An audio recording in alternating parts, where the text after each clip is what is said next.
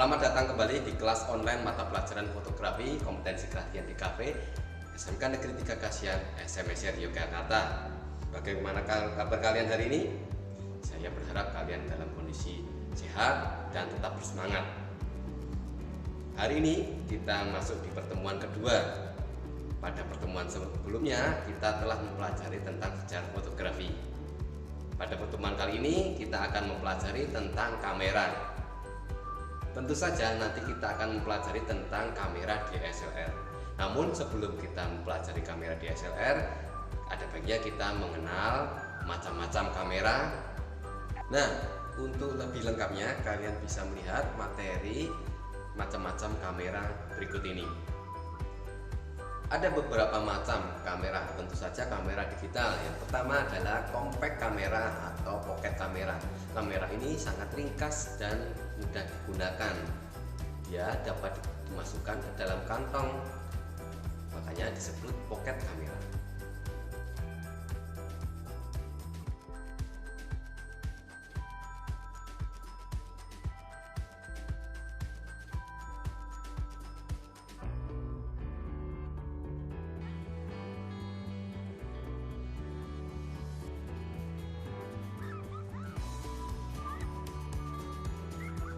Kamera yang kedua adalah kamera Polaroid. Sama halnya kamera compact, dia mudah digunakan, tinggal jepret dan kita bisa melihat hasilnya berupa hasil cetakan fotonya.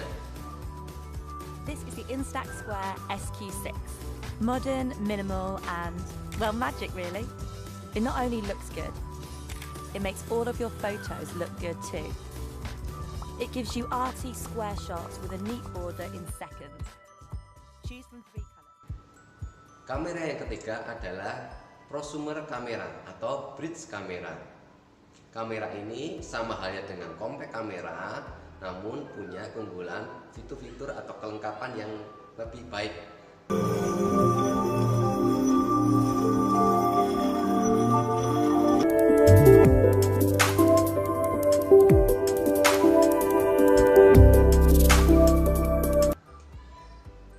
Kamera yang keempat adalah twin lens reflex. Kamera ini menggunakan dua lensa dengan dua fungsi. Lensa yang pertama digunakan untuk mengambil gambar. Lensa yang kedua digunakan untuk memproyeksikan ke jendela bidik.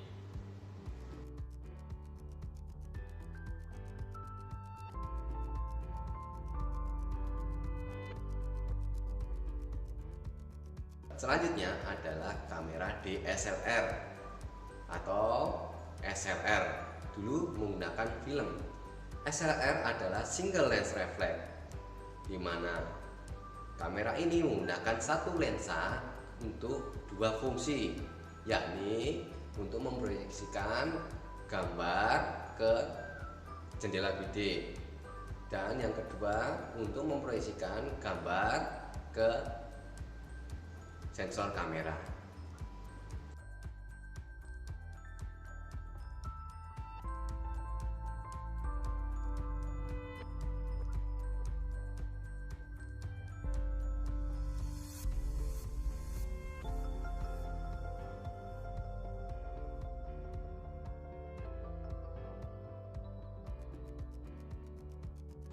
Yang terakhir adalah kamera mirrorless. Kamera ini adalah kamera terkini dengan teknologi yang lebih baik. Kamera ini menghilangkan cermin atau mirror yang ada di kamera DSLR. Namun keunggulannya adalah kamera ini lebih ringkas, lebih mudah dibawa. Namun tetap menggunakan fitur-fitur keunggulan dari DSLR.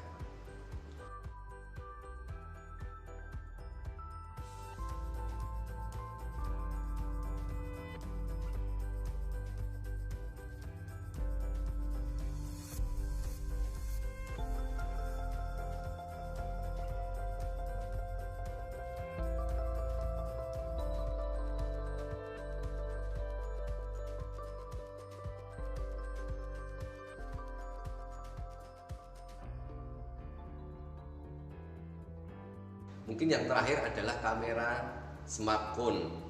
Ya, saat ini teknologi kamera di smartphone sangat pesat, hampir mendekati keunggulan dari kamera DSLR atau kamera mirrorless.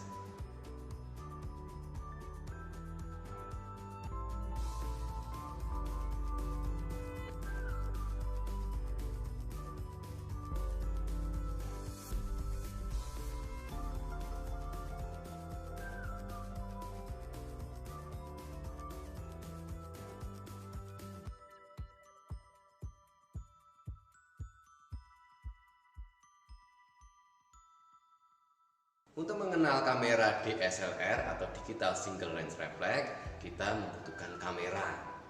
Nah, ini adalah kamera DSLR, di mana kamera DSLR menggunakan satu lensa dengan dua fungsi.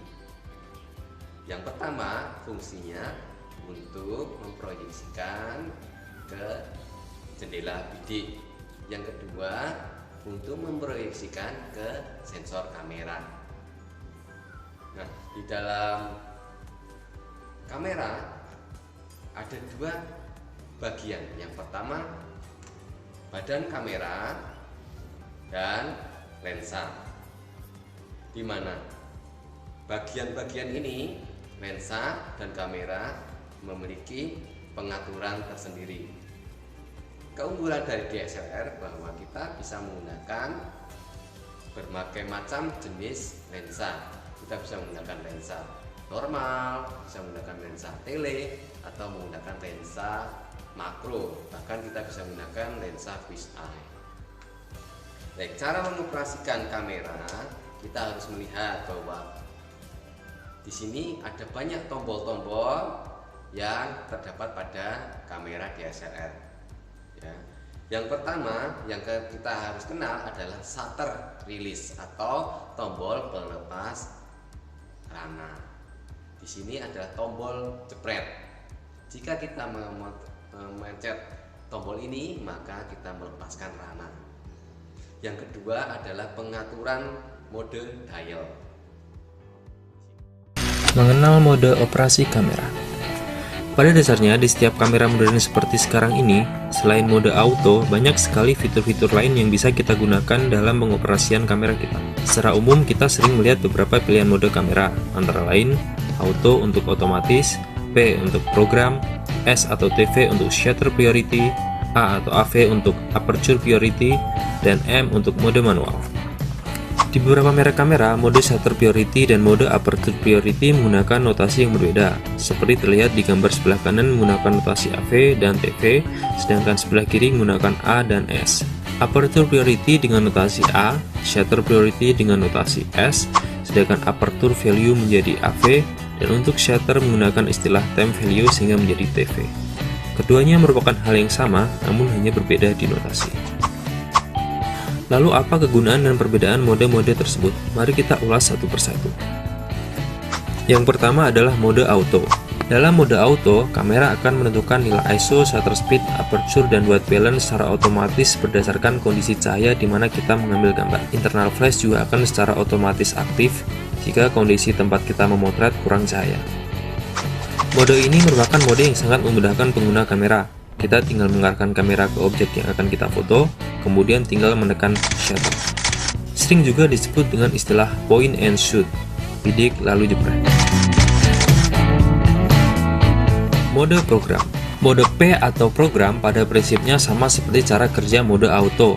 Perbedaannya adalah kita bisa mengatur penggunaan internal flash, mau kita gunakan atau tidak, memilih jenis white balance yang kita inginkan, dan mengatur terang gelap gambar dengan mengubah exposure compensation. Mari kita lihat contoh berikut. Pada pemotretan ini, kita tinggal mengatur exposure compensation dan membiarkan kamera menentukan sendiri berapa nilai shutter speed dan aperture. Kita tinggal mengatur gelap terang gambar dan biarkan kamera mengatur nilai aperture dan shutter speed dengan sendirinya. Mode ini cocok untuk pemula yang ingin belajar mengejar momen dan komposisi terlebih dahulu tanpa harus memikirkan teknis kamera. Mode shutter speed priority. Dalam mode ini, kita secara manual menentukan kecepatan shutter yang diinginkan, sementara itu kamera secara otomatis akan mencari nilai aperture yang terbaik. S atau TV disebut juga sebagai mode shutter priority, yang berarti nilai shutter speed menjadi acuan utama. Biasanya mode ini digunakan untuk mengambil gambar objek yang bergerak. Pada contoh ini, nilai shutter speed kita ubah sesuai dengan keinginan kita, dan aperture secara otomatis berubah menyesuaikan nilai shutter speed kita.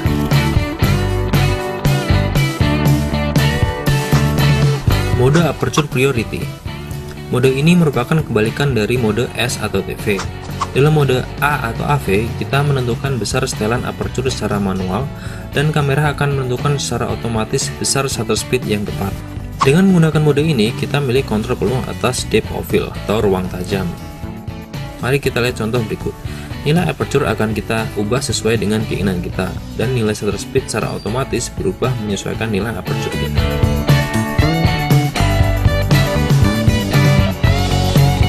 Dari kedua mode S atau TV dan A atau AV, kita juga bisa mengatur exposure compensation, mau menjadikan gambar terlihat lebih terang atau gelap, dan biarkan kamera mengatur shutter atau aperture dengan sendirinya. Dan yang terakhir adalah mode manual. Seperti namanya, kita memegang kendali sepenuhnya atas pengoperasian kamera kita. ISO, shutter speed, aperture, internal flash, white balance, dan exposure compensation kita tentukan sendiri. Dengan mode ini, kita bisa lebih mengeksplor kamera dan hasil foto kita. Mode manual sangat cocok bagi kita yang ingin belajar detail tentang konsep fotografi, yaitu segitiga exposure. Untuk lebih jelasnya, bisa cek video kita sebelumnya mengenai segitiga exposure. Ada satu hal lagi yang perlu kita tahu. Di semua mode P, S atau TV, A atau AV, dan M, kecuali mode auto, kita bisa mengontrol penuh berapa nilai ISO yang kita inginkan, atau men-settingnya di auto dan biarkan kamera menentukan ISO yang tepat dengan sendirinya. Oke, itu tadi beberapa jenis operasi kamera yang bisa kita pilih.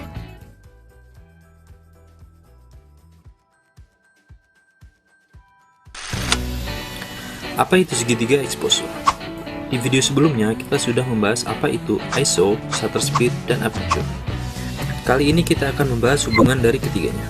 ISO, shutter speed, dan aperture merupakan tiga komponen dasar fotografi yang saling berinteraksi dan mempengaruhi. Interaksi ketiga elemen inilah yang disebut dengan segitiga exposure.